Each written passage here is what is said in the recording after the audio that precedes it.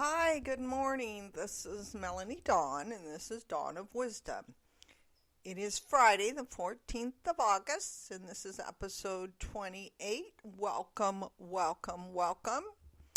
I hope you are enjoying my Monday podcasts. I do them Monday and Fridays, but Mondays I am doing a series called the ABCs of Self-Care. These are my self-care tips. I'm enjoying sharing my self-care stories and habits with you. It's been therapy for me, and if my stories help anyone, I love it. This upcoming Monday, I will talk about dreams. D is for dreams. I'll tell a few of my dreams and my practices on how to bring dreams into your life. Dreams tell us something. We need to listen to our dreams. They give us guidance and insight. I feel we go to a different place with our dreams. And if we can remember, we have quite a lot during the night, but if we can remember, get up and write them down. You'll be amazed at what comes out of them. Fridays, I talk about whatever comes up for me during the week, and today I'm going to talk about shame. I am very familiar with shame. I've experienced shame most of my life. Today I'm going to share a few of my stories and how I work with my awareness to overcome shame. Brené Brown describes shame as an intensity, painful feeling or experience of believing that we are flawed and therefore unworthy of love and belonging. Something we've experienced, done, or failed to do makes us unworthy of connection. She also states, I don't believe shame is helpful or productive. In fact, I think shame is more likely to be the source of destructive, hurtful behavior than the solution or cure. I think, she also states this, I think the fear of disconnection can make us dangerous. Well, I believe the above I just stated says it all. What is the answer to shame? It is empathy. Empathy is the ability to understand and share the feelings of another. What empathy looks like, connecting with the other person's pain and trying to understand how he or she might be feeling with this. Said, let's talk about shame. As a young, sweet little girl, I'm going to try to do this without getting emotional. I was hurt by a sick, hurt person. I believe my life took a terrible turn into shame, sadness, and destructive behavior. Now let me say I am the insightful, intuitive, beautiful woman because of my experience. I'm not a victim, I am a hero. I come through a traumatic experience with love and empathy for others and for myself. A lot of my choices in life were made from fear, sadness, and shame. I grew up looking for love in all the wrong places, as they say. I had no idea what love was. Love was not on my radar. What I saw as love was not love at all. I believed I did not deserve love, or at least what I thought love was. I don't think I knew what love was at all. My relationships were abusive. I saw abuse as love. If we were fighting, cheating, yelling, that was love. Growing up with abuse was so ingrained in me. I didn't know anything else. I tried, I thought I did, I pretended. But I have to be honest, I didn't know what it was. I didn't know what true love was.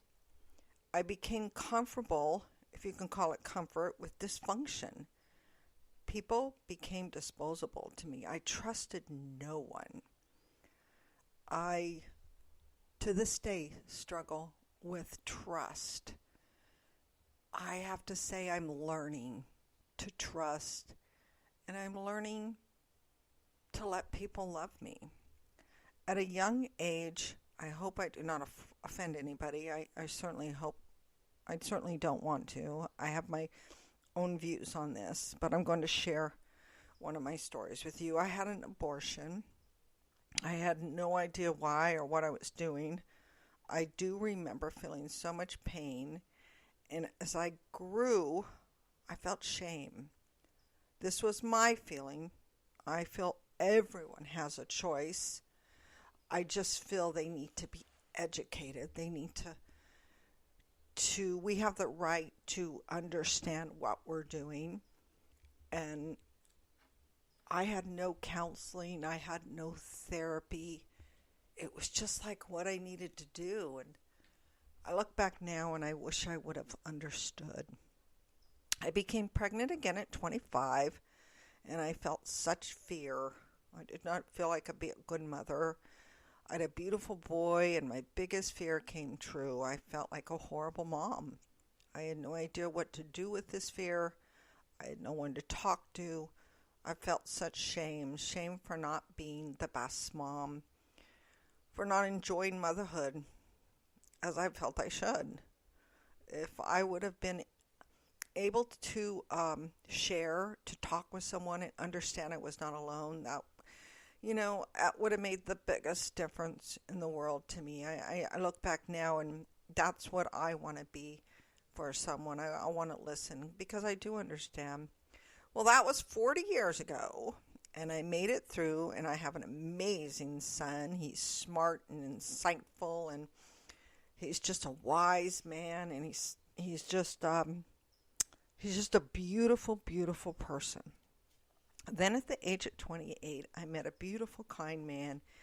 We had 2 more children, but I had not healed from my own sad, fearful, shameful past. I just could not accept love. I did not know how or what I was asking for. He has moved on, remarried, and has found a beautiful person who adores him. My 2 children I had with him are also amazing people, wise and intuitive and honest, beautiful people. I did something right, but I could not accept that. Shame still overwhelmed me. Being comfortable with love, trust was so unfamiliar to me. My biggest emotion was shame. After my divorce, I became promiscuous. I used drugs. I spent much of my time avoiding pain that I was causing pain to those in my life.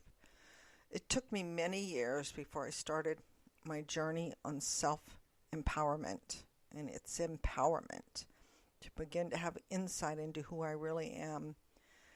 It's been beautiful to see my true person. When I started inner child work, I woke to it all. I saw my pain, my sadness, the shame. It was so scary at first. It was all about me. I had all the power to change. A beautiful insight that changed me. I wanted to stop hurting myself.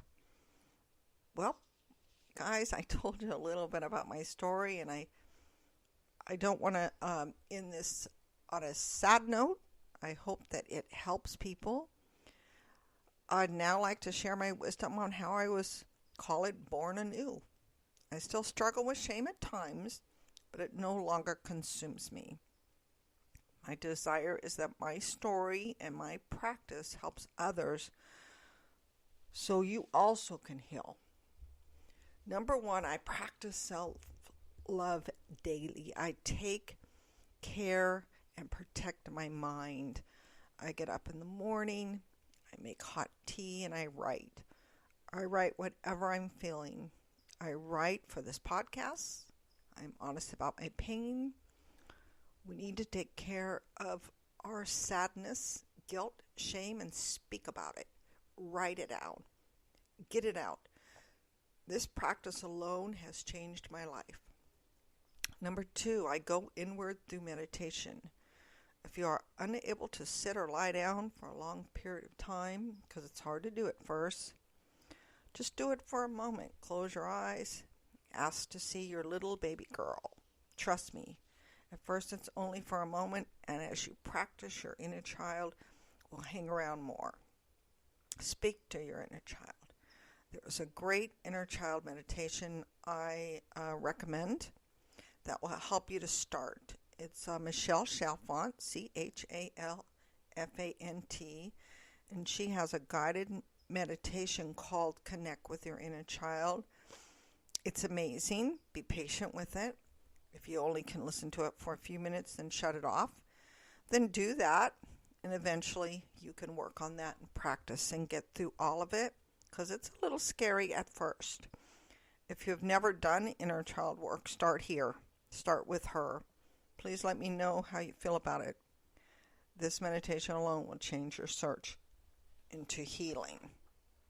Number 3. I go out in nature and I breathe. Nature is my healing grace. I walk for miles. I listen to music. I stop and listen to the wind. I'm fortunate enough to live by the ocean. I love to listen to the waves crash. I love to listen to the birds. The sun on my face. Nature has such a healing power. Allow yourself to speak to nature. Let nature speak to you. I touch the trees, the beautiful old trees that have so many stories to tell. Breathe and enjoy nature. Nature is cleansing in so many ways. 4, talk to someone. This is very, very important. I have someone who I trust, who knows me like no other. Whatever you believe in, talk to someone. Pray to your God. Pray to your guides. Whatever you believe, ask for someone to talk to. Share your stories with someone that feels empathy, someone that listens and understands. Remember, the solution to shame is empathy, so ask. I have a friend that knows me so well. She listens with empathy. She is honest with me. She understands and helps me to see my own truth. I know this has been heavy. This has been a heavy conversation, but believe me, we have the power to change our beliefs, to change shame, to understanding, and to have empathy for ourselves. You can reach me if you want to talk about this. I'd love to talk with you about your own shame. I want to be here for you to understand and have empathy.